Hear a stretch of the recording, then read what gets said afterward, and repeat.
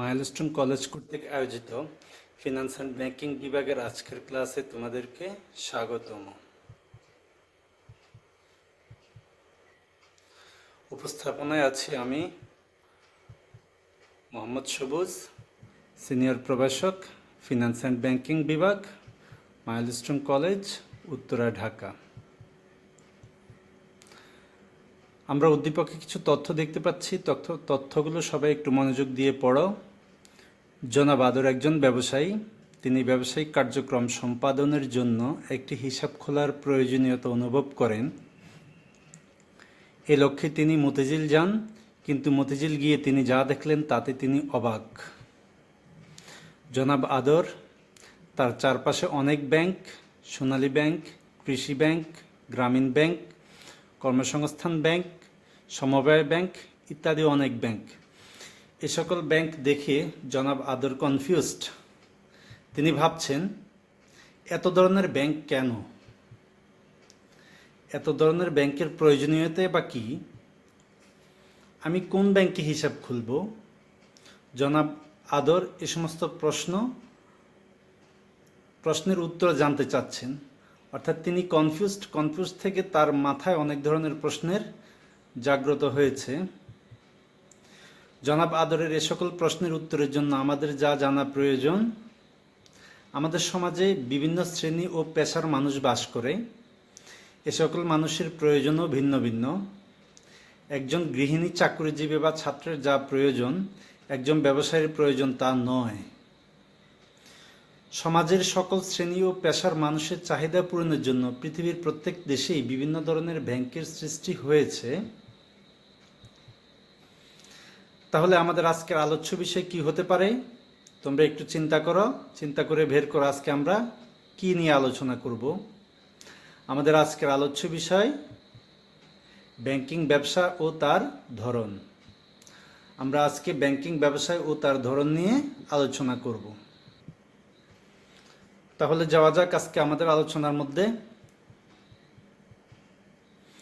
প্রথমে আমরা জানবো ব্যাংক কাকে বলে। হয়তো তোমরা ইতিমধ্যে ব্যাংক কাকে বলে এটা জেনেছো, তারপর আমরা একটু দেখব ব্যাংক আসলে কাকে বলে। আমরা দেখছি যে আর্থিক মধ্যস্থতাকারী প্রতিষ্ঠান স্বল্প সুদে জনগণের কাছ থেকে আমানত গ্রহণ করে এবং অধিক সুদে জনগণকে ঋণ ও অন্যান্য আর্থিক সেবা দিয়ে মুনাফা অর্জন করে, তাকে ব্যাংক বলে।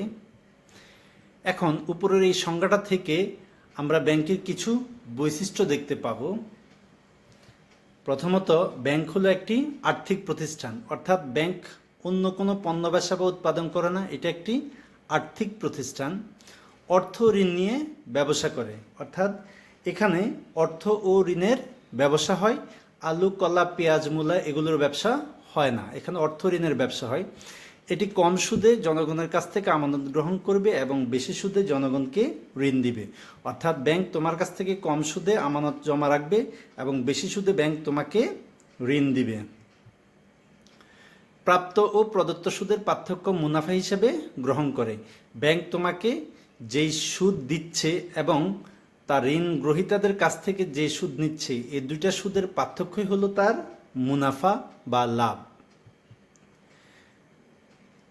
কেন ব্যাংক গঠন করা হয় বা ব্যবসায়ীরা কেন ব্যাংক গঠন করে বা ব্যাংকের উদ্দেশ্যাবলী কি, সেটা সম্পর্কে আমরা জানব। ব্যাংকের সাথে সংশ্লিষ্ট পক্ষের প্রেক্ষাপটে ব্যাংকের উদ্দেশ্য ভিন্ন ভিন্ন। অর্থাৎ ব্যাংকের সাথে বিভিন্ন পক্ষ জড়িত থাকে, এই পক্ষগুলোর কারণে ব্যাংকের উদ্দেশ্য ভিন্ন ভিন্ন হয়ে থাকে। তাহলে এই পর্যায়ে আমরা ব্যাংকের উদ্দেশ্যগুলি জানব, অর্থাৎ ব্যাংকের উদ্দেশ্য কি বা কেন ব্যাংক গঠন করা হয়। প্রথমে আমরা দেখছি মালিক ও ব্যবস্থাপনার প্রেক্ষাপটে ব্যাংকের উদ্দেশ্য। দ্বিতীয়ত আমরা দেখছি সরকারের এবং রাষ্ট্রের প্রেক্ষাপটে ব্যাংকের উদ্দেশ্য। তৃতীয়ত আমরা দেখছি ব্যাংক গ্রাহকের প্রেক্ষাপটে ব্যাংকের উদ্দেশ্য। তাহলে এখন আমরা এগুলো বিস্তারিত আলোচনা করব। প্রথমে আসা যাক মালিক ও ব্যবস্থাপনার প্রেক্ষাপটে ব্যাংকের উদ্দেশ্য। মালিক ও ব্যবস্থাপনার প্রেক্ষাপটে ব্যাংকের উদ্দেশ্য হলো চারটি। কয়টি? চারটি। প্রথমত হলো বিনিয়োগ ও মুনাফা অর্জন। ব্যাংকের মৌলিক উদ্দেশ্য মুনাফা অর্জন। অর্থাৎ ব্যাংক তার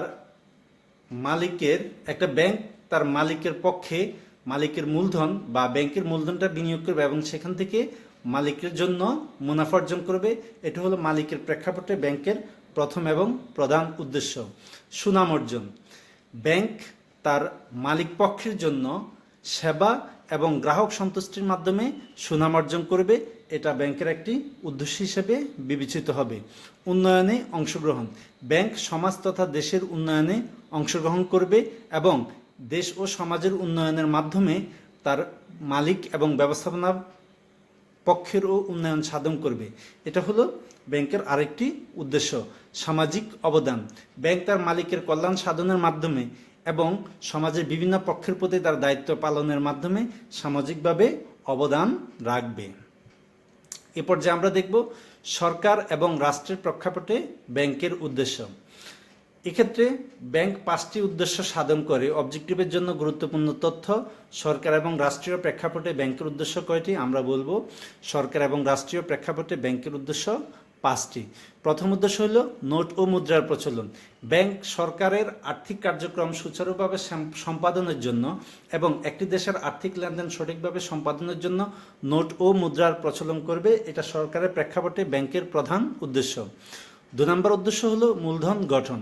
একটি ব্যাংক দেশের শিল্প এবং ব্যবসা বাণিজ্যের উন্নয়নের জন্য মূলধন গঠন করবে, কারণ যেই দেশের মূলধন গঠনের হার যত বেশি সেই দেশের শিল্প ব্যবসা বাণিজ্য এবং উন্নয়ন তত বেশি। তাহলে ব্যাংক কিভাবে মূলধন গঠন করবে?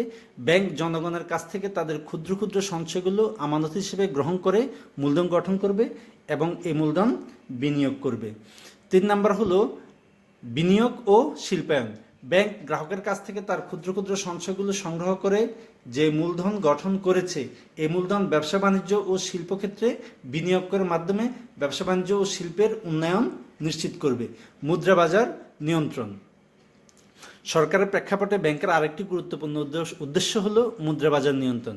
ব্যাংক সরকারের পক্ষে একটা স্থিতিশীল ও কার্যকর মুদ্রা বাজার গঠন, পরিচালনা ও নিয়ন্ত্রণে গুরুত্বপূর্ণ ভূমিকা পালন করে। কর্মসংস্থান, ব্যাংক প্রত্যক্ষ ও পরোক্ষভাবে একটা দেশের জন্য বা সরকারের পক্ষে কর্মসংস্থানের সুযোগ সৃষ্টি করে। প্রতিনিয়ত নতুন নতুন ব্যাংক এবং ব্যাংকের নতুন নতুন শাখা গড়ে ওঠে। এ সকল ব্যাংক ও শাখায় অনেক মানুষের কর্মসংস্থানের সুযোগ সৃষ্টি হয়। একইভাবে ব্যাংক থেকে লোন নিয়ে বিভিন্ন ধরনের ব্যবসা বাণিজ্য ও শিল্প প্রতিষ্ঠান গড়ে ওঠে। এ সকল ব্যবসা প্রতিষ্ঠান ও শিল্প প্রতিষ্ঠানে অনেক মানুষের পরোক্ষভাবে ব্যাংক কর্মসংস্থানের সুযোগ সৃষ্টি করে। এবার আমরা দেখব গ্রাহকের পক্ষে ব্যাংক কি কি উদ্দেশ্য সাধন করে, অর্থাৎ গ্রাহকের প্রেক্ষাপটে ব্যাংকের উদ্দেশ্য। প্রথমত হলো আমানত গ্রহণ। একজন গ্রাহক তার অর্থ ব্যাংকের কাছে জমা রাখবে।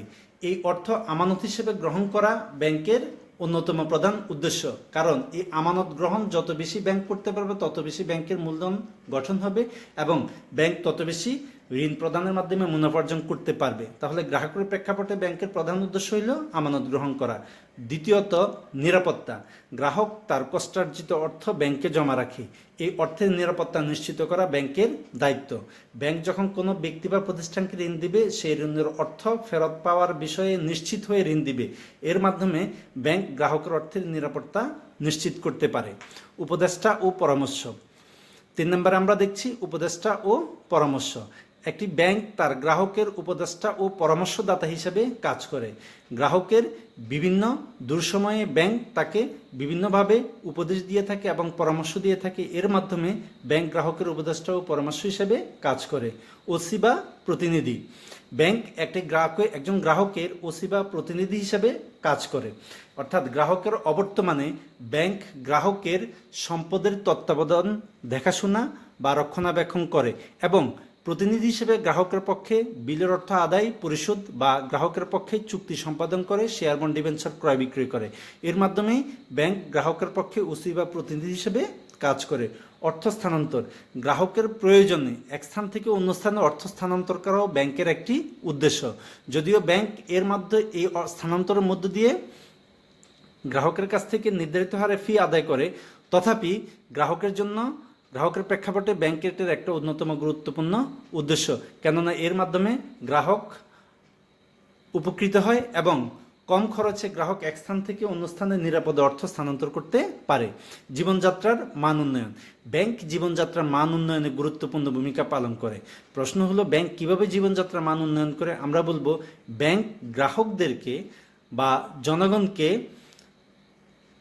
ভোক্তা ঋণের মাধ্যমে উন্নত মানের পণ্য সেবা ক্রয়ের সুযোগ দিয়ে এবং কর্মসংস্থান সৃষ্টির মাধ্যমে গ্রাহকের আয় ও রোজগার বৃদ্ধির মাধ্যমে তাদের জীবনযাত্রার মান উন্নয়ন করে। একটি ব্যাংক গ্রাহককে ভোক্তা ঋণ প্রদান করে উন্নত মানের পণ্য সেবা ক্রয়ের সুযোগ করে দিবে। এর ফলে গ্রাহক উন্নত মানের পণ্য সেবা ভোগ করে জীবনযাত্রার মান উন্নত করতে পারবে। আবার ব্যাংককে কর্মসংস্থানের সুযোগ সৃষ্টি করবে। এই কর্মসংস্থানের ফলে গ্রাহকের আয় বাড়বে। আয় বাড়লে তার ভোগ ও ব্যবহার বাড়বে। এর ফলে তার জীবনযাত্রার মান উন্নত হবে।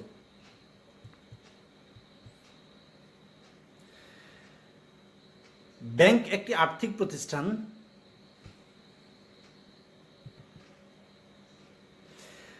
ব্যাংক একটি আর্থিক প্রতিষ্ঠান যে অর্থ ঋণের ব্যবসা করে।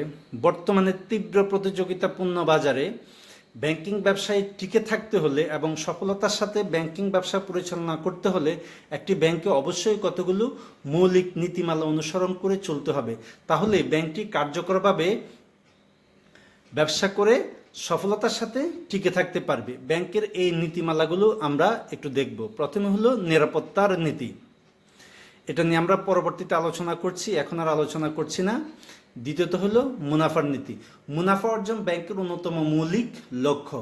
ব্যাংক যদি মুনাফা অর্জন করতে না পারে তাহলে ব্যাংকের পক্ষে টিকে থাকা সম্ভব নয়। তার কারণ ব্যাংক গ্রাহকের অর্থ দিয়ে ব্যবসা করে। সেই অর্থ থেকে যে মুনাফা হবে এই মুনাফা দিয়ে গ্রাহকের জমাকৃত অর্থে সুদ দিয়ে তারপরে ব্যাংক মুনাফা অর্জন করবে। এখন যদি ব্যাংক মুনাফা করতে না পারে তাহলে ব্যাংকের পক্ষে সঠিকভাবে সফলতার সাথে ব্যবসা করা সম্ভব হবে না। এই কারণেই প্রত্যেকটা ব্যাংক মুনাফার নীতি অনুসরণ করে। তারল্য নীতি, এটা সম্পর্কে আমরা পরবর্তীতে আলোচনা করব। প্রাচুর্য বা সচ্ছলতার নীতি, এটা সম্পর্কে আমরা একটু পরে আলোচনা করছি। দক্ষতার নীতি। আমাদের প্রশ্ন হলো দক্ষতা কাকে বলে? কম সময় ও কম শ্রমে কম ব্যয়ে অধিক পরিমাণ কাজ করতে পারার নীতিকে দক্ষতার নীতি বলে। আমি আবার রিপিট করছি, কম সময় কম শ্রম ও কম ব্যয়ে অধিক কাজ করতে পারার নীতিকে দক্ষতার নীতি বলে। একটি ব্যাংক দক্ষতার নীতি অনুসরণ করলে তার খরচের পরিমাণ কমবে এবং তার মুনাফার পরিমাণ বাড়বে। এই কারণে ব্যাংক বিশেষায়নের মাধ্যমে তার কর্মীদের দক্ষ করে তোলে এবং দক্ষতার নীতি অনুসরণ করে ব্যাংক তার মুনাফার পরিমাণ সর্বোচ্চ করে। সেবার নীতি। সেবাই ব্যাংকের মৌলিক ধর্ম। ব্যাংক একটি সেবামূলক প্রতিষ্ঠান যা অর্থ ও অর্থ সংক্রান্ত সেবা দিয়ে মুনাফা অর্জন করে। যে ব্যাংক যত উন্নত, আধুনিক এবং দ্রুতগতিতে গ্রাহকদের নির্ভুলভাবে সেবা দিতে পারবে সেই ব্যাংক তত সফলতার সাথে বা দক্ষতার সাথে ব্যবসা জগতে বা ব্যাংকিং জগতে টিকে থাকতে পারবে। প্রচারের নীতি। কথায় আছে প্রচারেই প্রসার। একটি ব্যাংক শুধু ভালো কাজ করলেই হবে না, তার পাশাপাশি তাকে প্রচারণায় অংশগ্রহণ করতে হবে। অর্থাৎ সে যে উন্নত মানের দক্ষতার সাথে সঠিকভাবে গ্রাহকদেরকে সেবা দিচ্ছে সেই বিষয়টা গ্রাহকের কাছে প্রচারের মাধ্যমে গ্রাহককে জানাতে হবে এবং গ্রাহককে আকৃষ্ট করতে হবে। তাহলে ব্যাংকটি সফলতার সাথে টিকে থাকতে পারবে। গোপনীয়তার নীতি, এটাও ব্যাংকের একটি অন্যতম গুরুত্বপূর্ণ নীতি। এটা সম্পর্কে আমরা পরবর্তীতে আলোচনা করছি। সুনামের নীতি। সুনাম অর্জন করা ব্যাংকের অন্যতম মৌলিক লক্ষ্য। কারণ ব্যাংক একটি আর্থিক প্রতিষ্ঠান, এটা জনগণের একটি নির্ভরযোগ্য প্রতিষ্ঠান। তাহলে যদি এই প্রতিষ্ঠানটি সুনাম অর্জন করতে না পারে তাহলে তার পক্ষে বাজারে টিকে থেকে ব্যবসা করা সম্ভব হবে না। এই কারণে প্রত্যেকটা প্রতিষ্ঠান বা প্রত্যেকটা ব্যাংকই এই সুনামের নীতিটা অনুসরণ করে চলে। বিনিয়োগের নীতি। ব্যাংক আমাদের মতো গ্রাহকদের কাছ থেকে স্বল্প সুদে আমানতটা গ্রহণ করে। এই আমানতটা যদি সে সঠিকভাবে সঠিক খাতে বিনিয়োগ করতে না পারে তাহলে আমাদের জমাকৃত অর্থ সে সুদসহ পরিশোধ করতে পারবে না।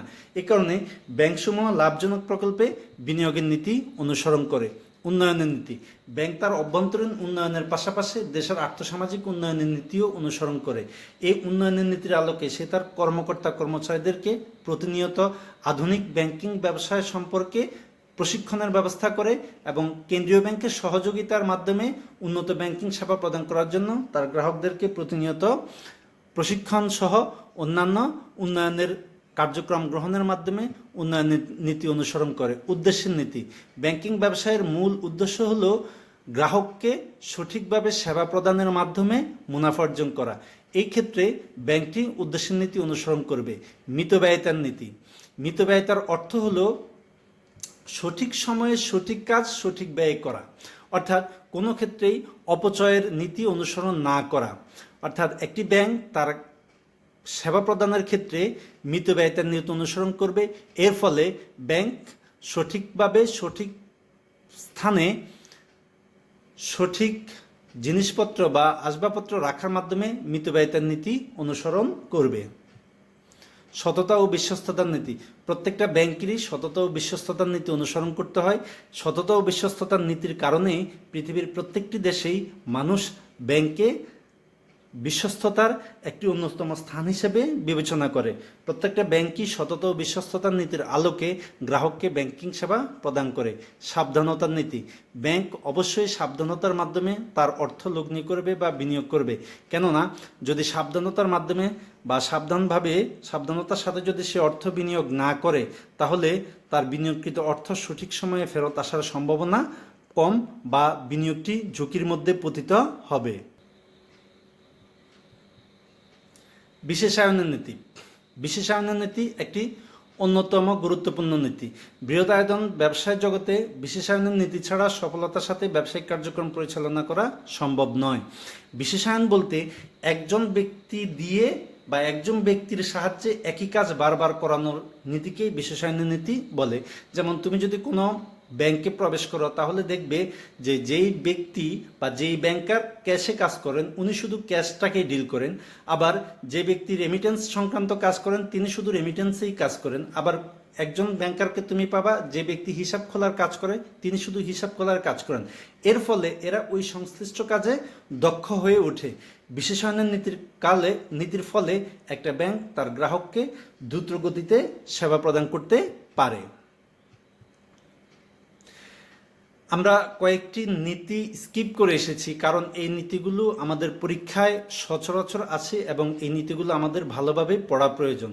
যে কারণে আমি নীতিগুলো স্কিপ করে এসেছি। এখন আমরা এই নীতিগুলো সম্পর্কে বিস্তারিতভাবে ভালোভাবে পড়ব এবং এগুলো মুখস্থ করব, যেন আমরা সৃজনশীল প্রশ্নে এই নীতি থেকে প্রশ্ন আসলে আমরা আনসার করতে পারি। প্রথমে বলা হয়েছে ব্যাংকের তারল্য নীতি বলতে কি বোঝায়। আমরা প্রথমে জানব তারল্য কি, তারপরে তারল্য নীতি কি। ব্যাংকের তারল্য হলো গ্রাহকের চেকের অর্থ পরিশোধ করার ক্ষমতা। অর্থাৎ তারল্য নীতি বলতে গ্রাহকের উত্থাপিত চেকের অর্থ পরিশোধ করার ক্ষমতাকে বোঝায়। এরপর আমরা বলবো যে পরিমাণ অর্থ নগদে রাখলে একটি ব্যাংক তার গ্রাহকের চেকের অর্থ পরিশোধের পাশাপাশি সর্বোচ্চ পরিমাণ অর্থ বিনিয়োগ করতে পারবে, সেই পরিমাণ অর্থ নগদে রাখার নীতিকেই তারল্য নীতি বলে। আমি আবার রিপিট করছি, যেই পরিমাণ অর্থ নগদে রাখলে একটি ব্যাংক তার গ্রাহকের চেকের অর্থ পরিশোধের পাশাপাশি সর্বোচ্চ পরিমাণ অর্থ বিনিয়োগ ও মুনাফা অর্জন করতে পারবে, সেই পরিমাণ অর্থ নগদে রাখার নীতিকে তারল্য নীতি বলে। ব্যাংক গ্রাহকের অর্থ দিয়ে ব্যবসা করে এবং এই অর্থ গ্রাহক চাহিদা মাত্র ব্যাংক তাকে পরিশোধ করতে বাধ্য থাকে। এখন ব্যাংক যত বেশি বিনিয়োগ করবে তার মুনাফা তত বেশি হবে। এখন ব্যাংক যদি আমার জমাকৃত সম্পূর্ণ অর্থ বিনিয়োগ করে ফেলে, তাহলে আমি চেক উত্থাপন করলে ব্যাংক আমার চেকের অর্থ পরিশোধ করতে পারবে না।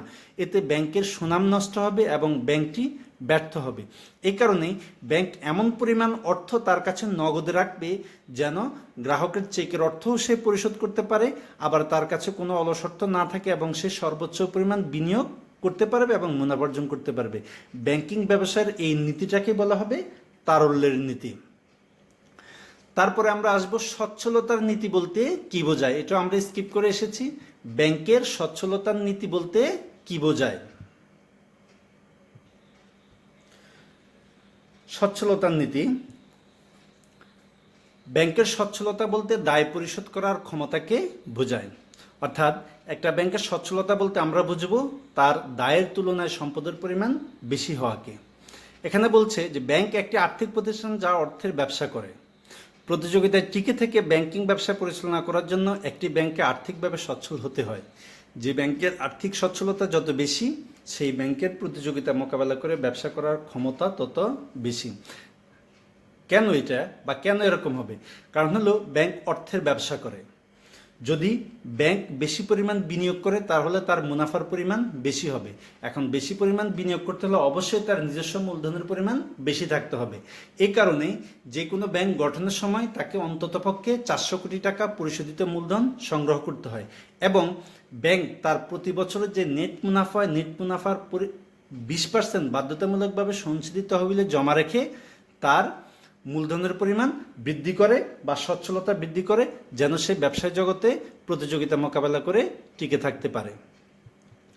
এ পর্যায়ে আমরা দেখব ব্যাংকের গোপনীয়তার নীতি বলতে কি বোঝায় বা ব্যাংকের গোপনীয়তার নীতি কি। আমরা দেখছি গোপনীয়তার নীতি বলতে গ্রাহকের ব্যাংক হিসাবের তথ্য গ্রাহকের অনুমতি ছাড়া কোনো ব্যক্তি বা প্রতিষ্ঠানের কাছে প্রকাশ না করাকে বোঝায়। আমি আবার রিপিট করছি, মনোযোগ দিয়ে শুনো এবং দেখো।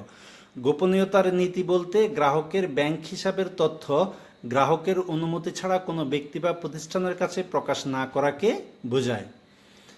একজন ব্যক্তি তার কষ্টার্জিত অর্থ ও সম্পদ ব্যাংকে আমানত হিসেবে জমা রাখে। ব্যাংক যদি গ্রাহকের অনুমতি ছাড়া তার হিসাবের তথ্য অন্য কোনো ব্যক্তি বা প্রতিষ্ঠানের কাছে প্রকাশ করে তাহলে গ্রাহক বিভিন্নভাবে ক্ষতিগ্রস্ত হতে পারে। তাই প্রত্যেকটি ব্যাংকের নীতি হলো গ্রাহকের হিসাব সম্পর্কে গোপনীয়তা অবলম্বন করা। একটি উদাহরণের মাধ্যমে আমি বিষয়টা তোমাদের কাছে আরেকটু পরিষ্কার করি। ধরো তুমি তোমার বাবাকে বললে তোমাকে একটি আইফোন কিনে দেওয়ার জন্য, তোমার বাবা বলল যে আমার কাছে এই মুহূর্তে তোমাকে ফোন কিনে দেওয়ার মতো টাকা নেই, কিন্তু পরের দিন তোমার বাবা তোমাকে একটি চেক দিয়ে ব্যাংকে পাঠালো, ব্যাংক থেকে 10,000 টাকা তুলে নিয়ে আসো বাসা ভাড়া দেওয়ার জন্য। তুমি ব্যাংক থেকে 10,000 টাকা তুলতে গিয়ে ব্যাংক অ্যাকাউন্ট ক্যাশিয়ারকে জিজ্ঞাসা করলে যে আমার বাবার হিসাবে কত টাকা আছে। তখন ক্যাশিয়ার যদি বলে দেয় যে তোমার বাবার হিসাবে 10 লক্ষ টাকা আছে, তাহলে তুমি বাসায় এসে বাবার সাথে ঝামেলার সৃষ্টি করবে। এ কারণেই ব্যাংক কখনোই তোমার বাবার অনুমতি ছাড়া তোমাকে তার হিসাবের উদ্বৃত্ত বা ব্যালেন্স বা হিসাব সংক্রান্ত কোনো তথ্য তোমাকে প্রদান করবে না। এটি হলো ব্যাংকের গোপনীয়তার নীতি। এই নীতিটির কারণেই ব্যাংক সারা পৃথিবীতে মানুষের বিশ্বস্ততার প্রতীক বা বিশ্বস্ততার চিহ্ন হিসেবে বিবেচিত হয়। এ পর্যায়ে আমরা দেখব যে ব্যাংকিং ব্যবসায়ের নিরাপত্তার নীতি কি বা নিরাপত্তার নীতি ব্যাখ্যা করো। বলা হচ্ছে নিরাপত্তার নীতি বলতে গ্রাহকের আমানতের অর্থ ও ব্যাংকের নিজস্ব মূলধনের নিরাপত্তা নিশ্চিত করাকে বোঝায়। অর্থাৎ ব্যাংক শুধু তার নিজস্ব মূলধন নিয়ে ব্যবসা করে না, গ্রাহকের আমানতকৃত অর্থ নিয়েও সে ব্যবসা করে। তাহলে নিরাপত্তার নীতি হলো তার নিজের মূলধন এবং গ্রাহকের আমানতকৃত অর্থের নিরাপত্তা নিশ্চিত করা। এরপর আমরা দেখব যে এই নীতির আলোকে ব্যাংক কোনো ব্যক্তি বা প্রতিষ্ঠানকে ঋণ প্রদানের পূর্বে ওই ব্যক্তি বা প্রতিষ্ঠানের ঋণ গ্রহণের উদ্দেশ্য, জামানতের পরিমাণ, অতীত অভিজ্ঞতা, ঋণের ব্যবহার, ঋণ ব্যবহারের অভিজ্ঞতা ইত্যাদি বিষয় বিবেচনা করে ঋণ প্রদান করে। এর ফলে ব্যাংক তার বিনিয়োগকৃত অর্থের নিরাপত্তা নিশ্চিত করতে পারে। এখন ব্যাংক কখনো চুরি হয় না বা ব্যাংক থেকে কখনো চুরি হয় না, ব্যাংকে কখনো ডাকাতিও হয় না। যদি কখনো চুরি বা ডাকাতি হয় তাহলে সেক্ষেত্রে অবশ্যই চোর বা ডাকাত ধরা পড়বে, এটা তোমরা জানো। তাহলে ব্যাংক কিভাবে লুণ্ঠন হয়? ব্যাংক লুণ্ঠন হয় এই নিরাপত্তার নীতির অভাবে। অর্থাৎ ব্যাংক তার মূলধন অথবা গ্রাহকের আমানতকৃত অর্থ ব্যক্তি বা প্রতিষ্ঠানকে ঋণ দেয় এবং এই ঋণ প্রদান করার ক্ষেত্রে যদি নিরাপত্তার নীতি ব্যাংক অনুসরণ না করে তাহলে ঋণকৃত অর্থ ফেরত আসার সম্ভাবনা খুবই কম। আমাদের দেশের বর্তমান ব্যাংকগুলোর অবস্থা দেখেই তোমরা আমার কথাটা বুঝতে পারবে। আমাদের দেশের অধিকাংশ ব্যাংকই এখন দেউলিয়ার পর্যায়ে বা ব্যাংকগুলো এখন খালি।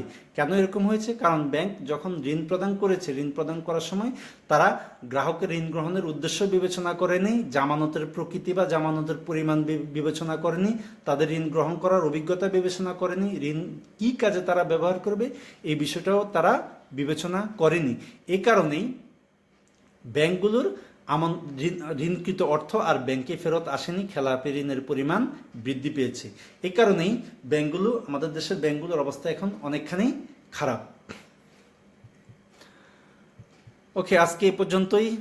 যদি তোমাদের কোনো টপিকস বা কোনো পয়েন্টস বুঝতে সমস্যা হয় তাহলে আমার সাথে যোগাযোগ করতে পারো। আমার হোয়াটসঅ্যাপ নাম্বার 01712968895।